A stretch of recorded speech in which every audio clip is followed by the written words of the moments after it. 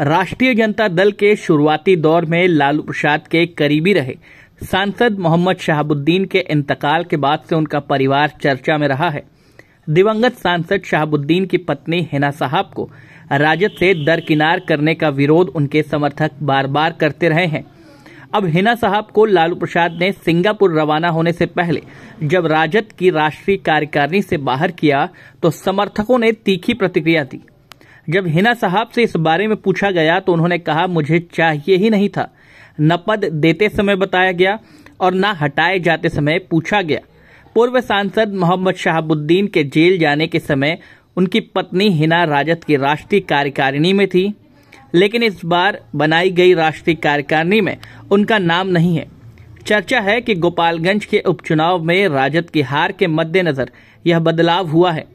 राजद के इस स्टैंड से सिवान में मोहम्मद शहाबुद्दीन के समर्थकों में भारी आक्रोश है। राजद की राष्ट्रीय कार्यकारिणी की सूची से हिना साहब को हटाने के बाद जब उनसे फोन पर बात की गई तो उन्होंने कहा, हमको चाहिए ही नहीं था। जब दिया गया था तब भी हमसे नहीं पूछा गया था, हम तो मीटिंग में भी नहीं गए। अब जब पद लिया गया तब भी नहीं बताया गया। इस पर अभी इससे ज्यादा कुछ नहीं कह सकते।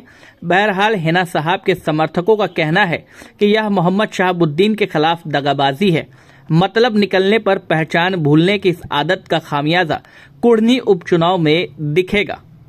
कहा जाता है कि कभी लालू यादव मोहम्मद शहाबुद्दीन की राय पर ही बिहार के एक बड़े हिस्से से सांसद विधायक का टिकट बांटते थे, लेकिन वक्त के साथ मोहम्मद शहाबुद्दीन की ताकत अंदर ही अंदर घटती गई।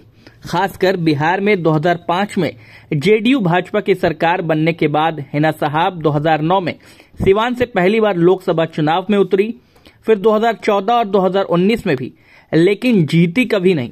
राजद के प्रदेश स्तरीय नेता ने नाम नहीं छापने के शर्त पर कहा। बार बार हार कर देखते हुए राजद के नेतृत्व ने हिना को तवज्जो नहीं दी और इसमें नया कुछ नहीं। राजनीति में डूबते को कोई सहारा नहीं देता। हालांकि मोहम्मद शहाबुद्दीन के समर्थकों का साफ कहना है कि मोहम्मद शहाबुद्दीन के साथ दगाबाजी की गई है और ऐसे में आने वाले कुढ़नी उपचुनाव में इसका असर भी देखने को मिलेगा। अब आगे क्या कुछ होता है ये देखना अहम होगा।